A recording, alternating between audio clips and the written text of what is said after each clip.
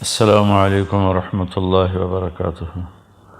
بسم اللہ الرحمن الرحیم، والصلاة والسلام علی سیدنا و مولانا محمد وعلی آلہ وصحبہ اجمعین، اما بعد۔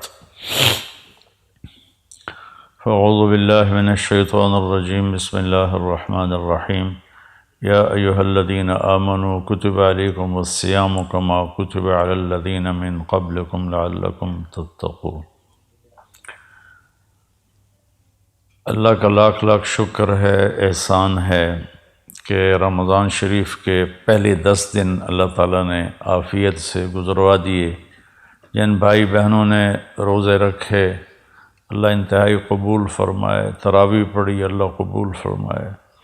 جن بھائی بہنوں کی بیماری کی وجہ سے چھوٹ گئے اللہ ان کو صحت کاملہ نصیب فرمائے۔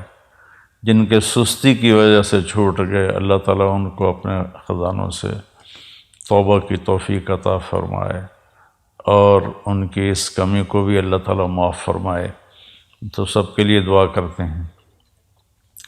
تو اللہ تعالیٰ نے رمضان المبارک کا مہینہ، علماء ایک جگہ میں نے پڑھا تھا، یہ حدیث تو نہیں ہے، ویسی بعض علماء کا قول ہے کہ رمضان المبارک کی 12 مہینوں میں وہ فضیلت اور انفرادیت ہے جیسے یوسف علیہ السلام کی 12 بھائیوں میں، یوسف سمیت 12 بنتے تھے، تو جیسے ان 12 بھائیوں میں یوسف علیہ السلام ایک نمایاں حیثیت رکھتے تھے، اسی طرح ان 12 مہینوں میں رمضان المبارک اپنی ایک انفرادی حیثیت رکھتا ہے کہ کتنی بڑی فضیلت کی بات ہے کہ جنت کے دروازے کھول دیے جاتے ہیں، جہنم کے دروازے بند کر دیے جاتے ہیں، اللہ کا عرش پہلے آسمان پر آ جاتا ہے اور پکار ہوتی ہے، کوئی مانگنے والا ہے، کوئی توبہ کرنے والا ہے، کوئی بخشش چاہنے والا ہے، اور ایک فرشتہ پکارتا ہے نیکی کے چاہنے والے آگے بڑھ، اور دوسرا فرشتہ پکارتا ہے برائی کے کرنے والے پیچھے ہٹ اور بس کر۔ اللہ نے اس رمضان کی ایک اور بھی بڑی خوبصورت فضیلت رکھی ہے کہ اس میں جس کا انتقال ہو جائے، دوزخ کے دروازے تو بند ہیں اور قبر میں حساب بھی نہیں ہوتا، منکر نکیر بھی نہیں آتے، اگر وہ ایمان پہ اس کا خاتمہ ہوا ہے تو وہ کتنا ہی ہماری نظر میں غلط آدمی ہو لیکن اللہ کے ہاں اس کی بخشش ہو جاتی ہے۔ تو اللہ نے 10 دن گزروا دیے، اس کا لاکھ لاکھ شکر ہے، احسان ہے۔ باقی 20 دن ہیں، اور پہلا جو 10 دن ہوتے ہیں وہ رحمت کے ہوتے ہیں، اور دوسرے 10 دن وہ بخشش کے ہوتے ہیں، اور تیسرے جو 10 دن ہیں وہ جہنم سے خلاصی اور جہنم سے نجات کے ہوتے ہیں۔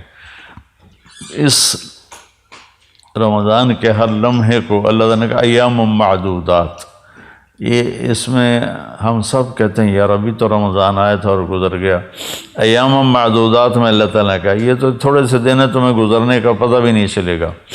روزہ تو بنو اسرائیل کا تھا جو افطاری سے افطاری تھا، 24 گھنٹے کا روزہ تھا، اور بیویاں بھی ان پر حرام ہوتی تھی۔ اللہ نے ہمارے لیے تو آسانی فرما دی ہے، افطاری اور سحری رات اللہ تعالیٰ نے ہر حلال کو حلال کر دیا۔ تو میرے بھائی بہنوں، میرے عزیزوں، میرے پاکستانی بہن بھائیوں، میں پوری امت مسلمہ سے بات کرنے کی نیت کرتا ہوں کہ ہر آنے والا دن ہماری زندگی کو کاٹ کے لے جا رہا ہے اور ہم تیزی سے اللہ کی طرف بڑھ رہے ہیں۔ افلا، ایک حدیث یاد آ گئی زمانے کے بعد، انکم فی زمان ہدنا وان السیر بکم لسریع افلا ترون الی اللیل والنہار یقربان کل بعید ویبلیان کل جدید ویاتیان بکل موعود۔ قال مقداد رضی اللہ تعالی عنہ والحزن یا رسول اللہ، قال دار بلاء وانقطاع، وإذا التبست عليكم الأمور كقطع الليل المظلم فعليكم بالقرآن فإنه ماحل مصدق وشافع مشفع، من جعله أمامه ساقه إلى الجنة ومن جعله خلفه ساقه إلى النار، أو كما قال عليه الصلاة والسلام۔ میرے نبی نے فرمایا کہ تم ہدنہ کے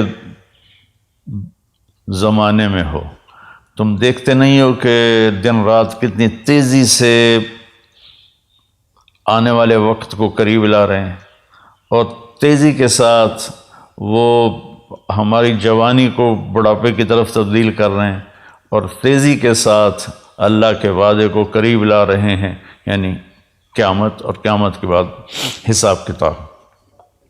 تو مقداد رضی اللہ تعالیٰ نے پوچھا یا رسول اللہ ہدنہ کیا ہے؟ تو آپ نے فرمایا مصیبتوں کا گھر اور مٹ جانے والا گھر، یہ ہے ہدنہ، یعنی یہ دنیا۔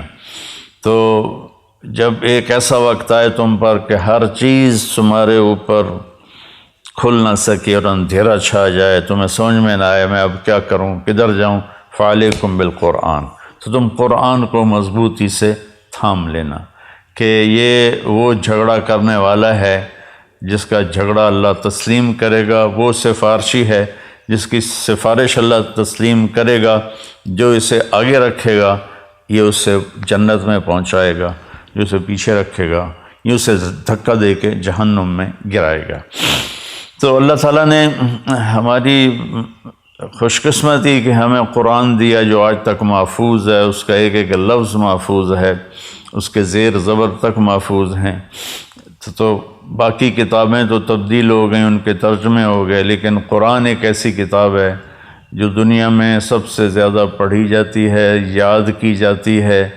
کتنا بڑا معجزہ ہے کہ چھوٹا سا بچہ پاکستانی جس کو پتہ بھی نہیں کہ میں کیا پڑھ رہا ہوں، 7 سال کی عمر میں وہ قرآن یاد کر لیتا ہے، اور 70 سال کی عمر میں بھی یاد کر لیتا ہے۔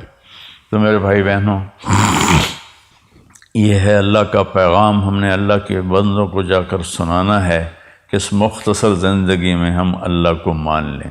اور اللہ نے ہمیں امت وسط بنایا ہے، وَكَذَلِكَ جَعَلْنَاكُمْ أُمَّةً وَسَطًا، نہ ہمارے اندر زیادتی اللہ چاہتا ہے نہ کمی چاہتا ہے۔ زیادتی اور کمی سے مراد ہے کہ عبادات میں اتنا کھب جانا کہ دنیا ہاتھ سے چلی جائے، یا دنیا میں ایسے کھب جانا کہ آخرت ہاتھ سے چلی جائے۔ اللہ نے یہ ہمارے لیے نہیں بنایا۔ وَكَذَلِكَ جَعَلْنَاكُمْ أُمَّةً وَسَطًا، تم اعتدال کی امت ہو۔ تو عبادت کرتے کرتے دل میں ایک تکبر سا آ جاتا ہے، اور آدمی نہ داڑھی والا آدمی کسی کلین شیو کو دیکھتا ہے تو ایک لاشعوری کراہت اس کے دل میں پیدا ہو جاتی ہے۔ برقع والی پردہ خاتون جب کسی بے پردہ عورت کو دیکھتی ہے تو اس کے دل میں ایک لاشعوری کراہت اور ایک لاشعوری اس کی کمی پیدا ہو جاتی ہے۔ ایسے ہم کسی کو کمیوں کا، نمازی آدمی بے نمازی کو دیکھتا ہے۔ تو میرے بھائی بہنوں، اپنے روزوں کی حفاظت کرو، اپنی عبادات کی حفاظت کرو، سب کے عیب دیکھنے سے اپنے آپ کو اندھا کر لو، اور سب کی برائی سننے سے اپنے آپ کو بہرا کر لو، اور سب کی برائی بولنے سے اپنے آپ کو گونگا کر لو، تو اللہ کی قسم آپ کا دل سورج کی طرح روشن ہو جائے گا۔ اب وہ فرید الدین عطار رحمۃ اللہ علیہ کا ایک شعر ہے، لب بند و چشم بند و گوش بند گرنہ بینی نور حق برما بخند، اپنی آنکھوں کو روک لے غلط دیکھنے سے، اپنے کانوں کو روک لے غلط سننے سے، اپنی زبان کو روک لے غلط بولنے سے، پھر اگر تیرا دل روشن نہ ہو تو مجھے آ کے پکڑ لینا۔ تو ہمارے معاشرے میں ماشاءاللہ عبادات بہت ہیں، لیکن اس کی حفاظت بہت کم ہے۔ ایک غیبت کا بول سارے دن کے روزے کو لے کے چلا جاتا ہے، ایک حقارت کی نظر وہ سارے دن کی بھوک اور پیاس کو لے کے چلی جاتی ہے۔ عیسیٰ علیہ السلام تشریف لے جا رہے تھے، ان کے ساتھ ان کے صحابہ تھے، اوپر پہاڑ کی چوٹی پہ ایک ڈاکو رہتا تھا۔ تو اس نے جب عیسیٰ علیہ السلام کو دیکھا تو اسے ندامت ہوئی، اور اس نے وہیں بیٹھ کے توبہ کی، یا اللہ آج کے بعد میں توبہ، میں کوئی ڈاکہ نہیں ڈالوں گا، اور میں تیرے نبی کے ساتھ رہوں گا۔ نیچے آیا اور ساتھ چلنے لگا۔ تو عیسیٰ علیہ السلام کے صحابہ میں سے ایک کی ایسے نظر پڑی، اور تو اس کو یوں دیکھا، کہاں صرف اتنا کہا حقارت سے، مطلب یہ تو ادھر کدھر آ گیا۔ تو اس وقت جبریل اترے اور انہوں نے کہا کہ اے روح اللہ، اللہ تعالیٰ فرما رہے ہیں آپ کے پیچھے 2 آدمی ہیں، ایک آپ کا صحابی ہے اور ایک میرا بندہ ہے گناہ گار۔ تو آپ ان دونوں سے کہیں کہ فَلْيَسْتَأْنِفِ الْعَمَلَ، کہ دونوں کے دونوں نئے سرے سے اپنے عمل کو، زندگی کو شروع کریں۔ جو آپ کا صحابی ہے اس کے سارے عمل میں نے رد کر دیے ایک میرے بندے کو حقیر سمجھنے کی وجہ سے، اور وہ جو ڈاکو ہے اس کے سارے گناہ میں نے معاف کر دیے ندامت کی وجہ سے۔ تو اب دونوں زیرو ہیں، ایک کی جو بیلنس شیٹ ہے اس میں سے ساری نیکیاں مٹ گئیں، کسی کو حقیر سمجھا، دوسرے کی بیلنس شیٹ سے سارے گناہ مٹ گئے کہ ندامت آئی، 2-4 آنسو ٹپکے اور وہ ساتھ ہو لیا۔ ہم اپنے اس روزے کی تلاوت کی کتنی ماشاءاللہ لوگ ہمت کرتے ہیں، تو کئی تو ایک دن میں پورا قرآن ختم کر دیتے ہیں۔ تو اس کی حفاظت بھی کرنی ہے کہ ہماری آنکھیں عیب نہ دیکھیں، ہماری زبان غیبت سے بچے، ہمارے کان برائی سننے سے بچیں۔ معاذ اسلمی رضی اللہ تعالیٰ عنہ کو حد لگی اور وہ ان کو سنگسار کیا گیا، تو 2 صحابی آپس میں باتیں کر رہے تھے کہ اچھا بھلا اللہ نے پردہ ڈالا تھا، اپنے آپ کو اس نے ننگا کیا اور رسوا ہوا، آپ نے سن لیا۔ آگے جا رہے تھے تو ایک گدھا مردہ پڑا ہوا تھا، اس کی ٹانگیں پیٹ پھول کے اور ٹانگیں اوپر ہو گئی تھیں، تو آپ نے کہا وہ ان 2 کو بلاؤ۔ جب وہ آئے تو آپ نے فرمایا کہ یہاں بیٹھ جاؤ اور اس کو کھا لو۔ وہ کہنے لگے یا رسول اللہ یہ آپ کیا فرما رہے ہیں، مرا ہوا حرام مردار ہم کیسے کھائیں؟ تو آپ نے فرمایا ابھی جو تم نے اپنے بھائی کا گوشت کھایا ہے وہ اس سے بھی زیادہ گندی اور غلیظ چیز ہے، جو تم نے اس مرنے والے کی غیبت کی ہے۔ پھر آپ نے کہا والذی نفسی بیدہ، اس ذات کی قسم جس کے قبضے میں میری جان ہے، میں اب اس کو دیکھ رہا ہوں ینغمس فی انہار الجنہ، وہ جنت کی نہروں میں غوطے لگا رہا ہے، اور تم غیبت کر کے اپنی ساری کمائی گما بیٹھے ہو۔ تو میرے بھائی بہنوں، روزے کی حفاظت کریں، غیبت چھوڑیں، گالیاں چھوڑیں۔ ہمارے معاشرے میں اذا تصابت امتی سقطت من عین اللہ، جب میری امت ماں بہن کی گالیوں پر آ جائے گی تو اللہ کی نظروں سے گر جائے گی۔ تو مہربانی کر کے ہم اپنی زبان کو میٹھے بول سے سجائیں، جو ہماری برائی کرے ہم اس کی اچھائی کریں، جو ہمیں گھٹیا سمجھے ہم اسے اچھا سمجھیں، جو زیادتی کرے ہم اسے معاف کریں۔ تو اللہ کی قسم اللہ آپ کا کفیل بھی بن جاتا ہے، وکیل بھی بن جاتا ہے، اور رقیب بھی بن جاتا ہے، حفیظ بھی بن جاتا ہے، شہید بھی بن جاتا ہے، ولی بھی بن جاتا ہے، نصیر بن جاتا ہے، سارے اللہ کے جو نام کفا باللہ علیما، کفا باللہ ہادیم و کفا بربک ہادیم و نصیرا، کفا باللہ شہیدا، کفا باللہ رقیبا، کفا باللہ ولیہ، الیس اللہ بکاف عبدا فسیکفیکہم اللہ والسمیع العلیم۔ ان ساری آیات کا خلاصہ کرو تو اللہ کہتا میں تیرے ساتھ ہوں۔ کس وقت؟ ہم صرف یہ 1، 2 اور 3 بس۔ آج کے میرے پیغام میں یہ ایک چھوٹی سی گزارش ہے، 1، 2، 3۔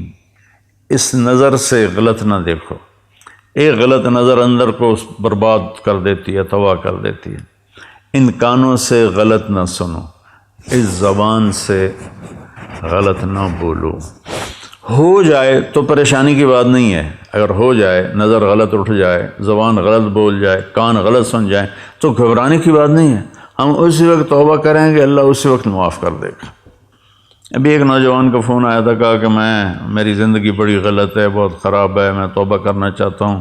میں ایک مولانا کے پاس گیا تھا کہ کیا میری توبہ قبول ہو سکتی ہے؟ انہوں نے کہا دفع ہو جا، تیرے منہ پہ داڑھی تو ہے نہیں، تو توبہ کرنے کیا آیا ہے؟ تو وہ کہنے لگا میں نے خودکشی کا ارادہ کر لیا کہ زندگی سے تو موت ہی بہتر ہے۔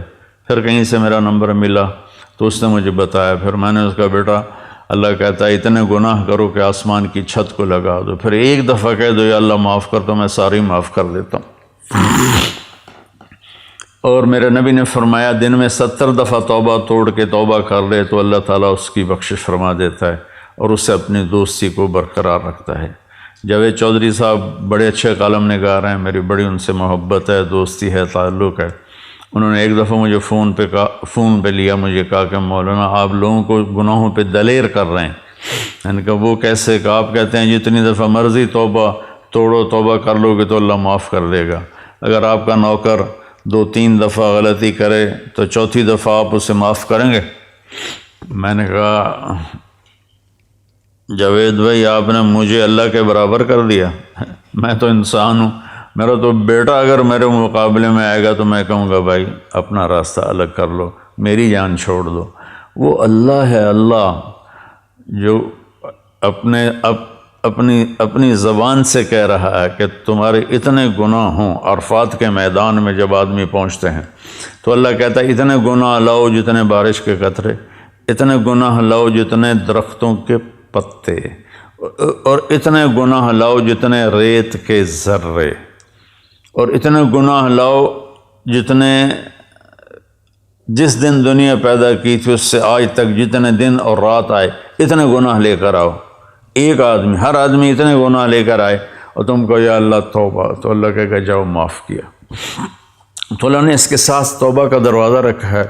بعض اوقات شیطان نا امید کر رہتا ہے جی میری تو زبان پھسل جاتی ہے، گالی نکل جاتی ہے، غیبت ہو جاتی ہے، یا میری نظر غلط اٹھ جاتی ہے، تو بھائی جہاں غلطی ہو وہیں توبہ کرو، اللہ اسی وقت معاف کر دیتا ہے، کھڑے کھڑے معاف کر دیتا ہے۔ مثلا میں اپنے بیٹے پر تھوڑی سی سختی کروں گا نا تو اس کے دل کے اوپر ایک اثر آ جائے گا، پھر اس کو قریب کرنا چاہوں گا تو وہ قریب نہیں آئے گا۔ میرا مالک، میرا جو جی ایم ہے وہ مجھ پر زیادتی کرے گا تو میرے دل میں ایک اثر آ جائے گا، وہ معافی مانگے گا تو میرا دل نہیں کرے گا معاف کرنے کے لیے۔ اور اللہ اثر سے پاک ذات، ہمارے گناہوں کا اس پر کوئی اثر نہیں ہے، نہ ہماری نیکیوں کا اس کو کوئی نفع ہے، نہ ہمارے گناہوں کا اس کو کوئی نقصان ہے۔ لن تبلغوا ضری فتضرونی ولن تبلغوا نفعی فتنفعونی، کہ تمہاری عبادت مجھے کوئی نفع نہیں پہنچاتی اور تمہارے گناہ وہ مجھے کوئی نقصان نہیں پہنچاتے۔ تو برائے مہربانی اگر غلطی ہو جائے تو مایوس نہیں ہونا چاہیے، فوراً توبہ کرنی چاہیے۔ ایک نوجوان کہنے لگا جی پھر کیا فائدہ، ادھر توبہ کرتے ہیں ادھر توڑ دیتے ہیں۔ میں نے کہا بس تم کرتے رہو، ایک دن ایسا آئے گا کہ اللہ تعالیٰ تمہیں ایسی محبت کی نظر سے دیکھے گا کہ اللہ تیرے دل سے سارے گناہوں کی رغبت نکال دے گا۔ نہ دلیر ہونا، اللہ غفور الرحیم ہے، معاف کرے گا، اور شراب کی بوتل چڑھا لی اور فحاشی میں لگ گیا، بدکاری زنا میں لگ گیا، اللہ بڑا غفور الرحیم ہے، یہ بھی شیطان کا چکر ہے۔ گناہ پہ ندامت کے آنسو یہ ساری رات کے نفلوں سے اللہ کو زیادہ محبوب ہیں۔ ایک میرے دوست تھے، تو ایک دن ان کا فون آیا اور چیخنا شروع کر دیا زور زور سے فون پہ ہی۔ میں نے کہا بھائی کیا ہوا کیا ہوا؟ مجھے شراب کی عادت لگ گئی ہے، چھوٹ نہیں رہی۔ تو میں نے کہا تیرا یہ جو رونا ہے نا یہ تمہیں اس سے آزاد کر دے گا۔ گناہ کی ندامت بعض اوقات نیکی سے بھی افضل ہوتی ہے۔ تو بھائی بہنوں، ہم ایک بدو آیا، یا رسول اللہ ہمارا حساب کون لے گا قیامت کا دن؟ تو آپ نے کہا اللہ۔ تو کہنے لگا واہ واہ واہ واہ، موجاں ہو گئی ہیں موجاں، بخن بخن، جو ہماری پنجابی میں موجاں ہی ہو گئی ہیں موجاں۔ تو آپ نے فرمایا بھائی کیوں کہہ رہے ہو موجاں ہو گئی ہیں بخن بخن؟ کہ یا رسول اللہ بڑا طاقتور بھی ہے اور بڑا سخی بھی ہے، اور سخی آدمی اور مہربان آدمی پکڑ بھی لے تو چھوڑ دیتا ہے، تو وہ تو اللہ ہے، امید ہے اللہ ہمارے گناہوں کو معاف فرمائیں گے۔ تو بیلنس یہ ہے کہ میرا اللہ غفور الرحیم ہے تو گناہوں کے راستے پہ نہ چلیں، اور میرے اللہ نے جہنم بنائی ہے تو مایوس نہ ہو جائیں، بلکہ اس کے درمیان کی زندگی ہو۔ کوشش کریں زبان غیبت سے پاک ہو جائے، چغلی شکایت سے پاک ہو جائے، کسی کا عیب نہ بتاؤ، اللہ آپ کے عیب چھپا دے گا۔ ایک صحابی نے عرض کیا رسول اللہ میں چاہتا ہوں میرے عیبوں کا کسی کو پتہ نہ چلے، تو آپ نے فرمایا استر عیوب اخوانک یسترک ربک یوم القیامہ، تو اپنے مسلمان بھائیوں کے عیبوں پہ پردہ ڈال، اللہ تیرے اوپر پردہ ڈال دے گا اپنی رحمت کا۔ تو اپنی ہر عبادت کو محفوظ کرنے کے لیے یہ 3 چیزیں ہیں، ایک ہماری زبان صحیح چلے، ایک ہماری آنکھ صحیح دیکھے، ایک ہمارے کان صحیح سنیں، تو ہر عبادت محفوظ ہو جائے گی۔ اور اللہ تعالیٰ کو زیادہ عبادت نہیں چاہیے، عبادت کی کثرت مطلوب ہی نہیں ہے۔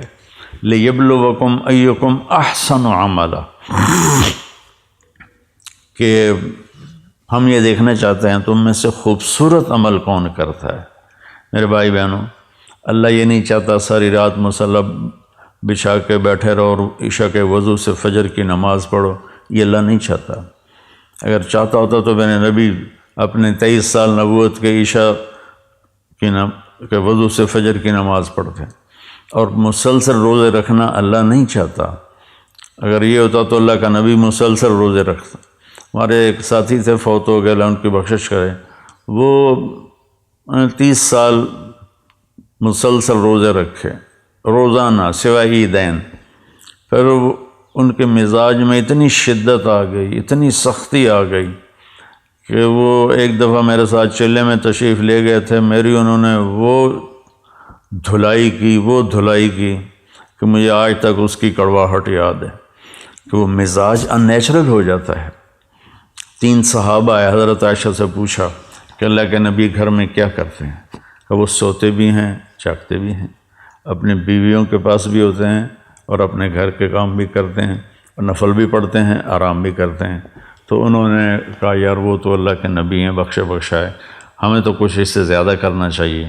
تو ایک نے کہا میں ساری زندگی پوری رات عبادت کروں گا، دوسرے نے کہا میں ساری زندگی روزے رکھوں گا، تیسرے نے کہا میں ساری زندگی شادی نہیں کروں گا۔ تو اللہ کے نبی کو پتہ چلا تو آپ نے تینوں کو بلا لیا۔ آپ نے فرمایا مجھ سے زیادہ اللہ سے ڈرتے ہو، مجھ سے زیادہ تمہیں اللہ کا پتہ ہے۔ میں اللہ کا نبی ہوں، میں کھاتا بھی ہوں، میں روزہ بھی رکھتا ہوں، میں افطار بھی کرتا ہوں، میں سوتا بھی ہوں، میں نفل بھی پڑھتا ہوں، میں اپنی بیویوں کے پاس بھی جاتا ہوں اور اللہ کو بھی یاد کرتا ہوں۔ کیا تم مجھ سے زیادہ عبادت گزار بننا چاہتے ہو؟ میری امت میں رہبانیت نہیں ہے، میری امت میں رہبانیت نہیں ہے۔ اعتدال والی زندگی اللہ کو پسند ہے۔ ساری دنیا کے اولیاء کرام شیخ عبد القادر جیلانی بن جائیں اور پھر وہ سارے ایک صحابی کے برابر ہونا چاہیں تو کسی صحابی کے برابر نہیں ہو سکتے جن کو اللہ کے نبی کی صحبت نصیب ہوئی۔ تو اسلام ایک معتدل زندگی پیش کرتا ہے۔ یہ اس قسم کے واقعات کتابوں میں ہیں۔ 40 سال عشاء کے وضو سے فجر کی نماز پڑھی اور ساری زندگی ایک میں پڑھ رہا تھا، میں نے 1 سال کھایا پیا نہیں، 1 سال پیا کھایا نہیں، 1 سال نہ کھایا نہ پیا۔ یہ اسلام تو ہمارے پیش کرنے کا نہیں ہے۔ اسلام تو ایک خوبصورت زندگی پیش کرتا ہے۔ ولایت کا مقام عبادت سے نہیں ہوتا ہے، ولایت کا مقام اللہ کے بندوں کے سامنے جھکنے سے ملتا ہے، تواضع اور عاجزی سے ملتا ہے۔ تو ہم اپنے اسلام کو اللہ نے ہمیں معتدل اسلام دیا، اپنے بچوں پر بھی سختی سے نافذ نہ کریں۔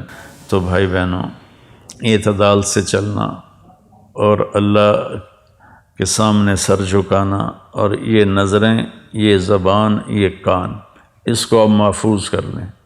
اس نے میرے ساتھ یہ کیا، آپ نے کہا چلو درگزر کرو، تو پھر آپ دیکھو گے اللہ تعالیٰ آپ کی زندگی میں کیسے بہار لاتا ہے۔ السلام علیکم۔